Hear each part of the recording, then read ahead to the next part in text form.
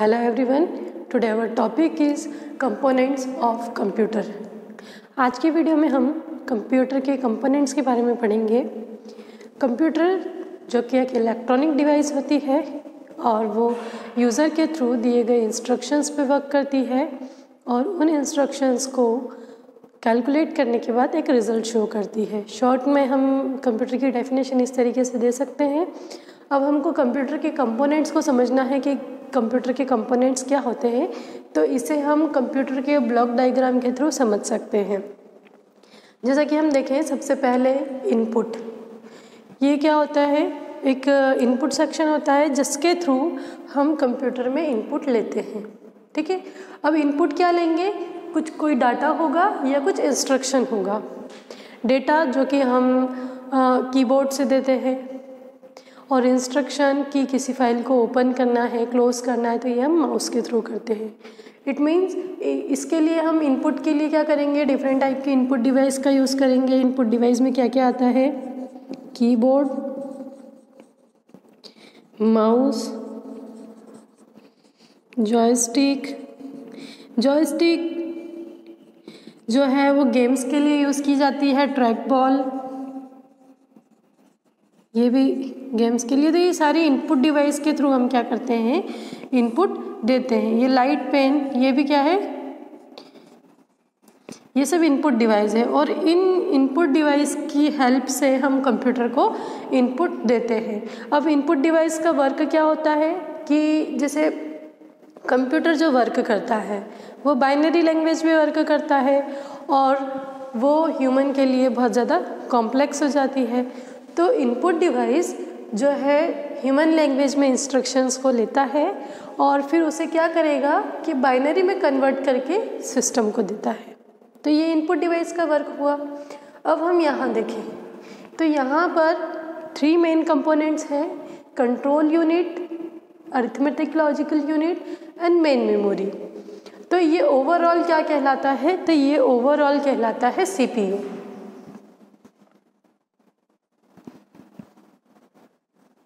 CPU. अब CPU का full form central processing unit, जिसे हम ब्रेन ऑफ कंप्यूटर भी कहते हैं, क्योंकि ओवरऑल ऑपरेशंस जो है वो सीपीयू के थ्रू ही कंप्लीट होते हैं। तो अब इसमें देखिए, फर्स्ट है कंट्रोल यूनिट। तो कंट्रोल यूनिट जो है ओवरऑल कंप्यूटर सिस्टम को कंट्रोल करने का वर्क करती है कि कहाँ से डेटा आ रहा है, कहाँ डेटा जा रहा है, कहाँ पर सिग्नल को सेंड करना है, कहाँ से सिग्नल को रिसीव करना है, और जो भी कंप्यूटेशन है वो किस तरीके से कंट्रोल होना चाहिए। मेमोरी में स्पेस कितनी है, किस प्रोग्राम को, किस प्रोसेस को कितनी जो है वो स्पेस अलोकेट करवानी है, किससे स्पेस को फ्री करना है। तो ओवरऑल कंट्रोल का वर्क, जिसे हम जनरल लैंग्वेज में मैनेजर बोलते हैं, जो कि ओवरऑल वर्क को क्या करता है? मैनेज करता है। तो कंप्यूटर का मैनेजर कौन हुआ? कंट्रोल यूनिट, जो कि क्या करेगी? पूरी यूनिट को, इनपुट यूनिट या फिर जो भी हमारी सेंट्रल प्रोसेसिंग यूनिट है, आउटपुट यूनिट है, ओवरऑल को कंट्रोल करने का वर्क जो है वो कंट्रोल यूनिट का है। देन हम देखें arithmetic and logical unit. Arithmetic it means जो मैथमेटिकल ऑपरेशंस होते हैं, और लॉजिकल यूनिट, तो कंप्यूटर में जो भी मैथमेटिकल और लॉजिकल ऑपरेशन होते हैं वो किस यूनिट के थ्रू कंप्लीट होते हैं? अरिथमेटिक लॉजिकल यूनिट के थ्रू। अब यहाँ पे देखिए अरिथमेटिक ऑपरेशंस क्या हो सकते हैं कंप्यूटर में? तो ये plus, minus, into, divide, percentage, ये सारे ऑपरेशंस क्या कहलाते हैं? अरिथमेटिक ऑपरेशंस कहलाते हैं। अब ये है ऑपरेटर, और जिन पे ये परफॉर्म किए जाते हैं वो ऑपरेंड्स हो जाते हैं, जैसे a प्लस बी, ठीक है, a minus B, a into B. तो इस तरीके के जो ऑपरेशंस परफॉर्म होते हैं वो अरिथमेटिक यूनिट में होते हैं। अब लॉजिकल से क्या हो जाएगा? लॉजिकल ऑपरेशन कैसे होगा कि less than, greater than, equal to, less than equal to, greater than equal to, है ना, नॉट इक्वल टू, ये सब लॉजिकल ऑपरेशंस होते हैं। एंड, और, एंड नॉट, ये सब ऑपरेशन क्या कहलाते हैं? लॉजिकल ऑपरेशन कहलाते हैं। और इन ऑपरेशंस को कौन सी यूनिट परफॉर्म कर रही है? यहाँ पर अरिथमेटिक लॉजिकल यूनिट परफॉर्म कर रही है। अब नेक्स्ट है जो है मेन मेमोरी। अब मेन मेमोरी, जैसे कंप्यूटर की मेमोरी को हमने पढ़ा है कि कंप्यूटर की मेमोरी जो होती है वो कितने टाइप की होती है, 2 टाइप की होती है, primary memory and secondary memory. तो मेन मेमोरी किसे कहते हैं हम? मेन मेमोरी कहते हैं प्राइमरी मेमोरी को, जिसमें जब भी कंप्यूटेशन वर्क होता है तो सबसे पहले डेटा मेन मेमोरी में आके स्टोर होता है और जो भी वर्क है वो वहीं पे होता है। अब मेन मेमोरी में दो इसके भी पार्ट होते हैं, रैम और रोम, जहाँ पे रैंडम एक्सेस मेमोरी और रीड ओनली मेमोरी। तो ओवरऑल मेन मेमोरी जो होती है वो कैसी होती है? वोलेटाइल मेमोरी होती है कि जब तक इसमें पावर है, पावर का सप्लाई है, तब तक इसमें डेटा स्टोर है। जैसे ही पावर का सप्लाई बंद हो जाता है, इसमें से डेटा क्या हो जाता है? इरेज हो जाता है।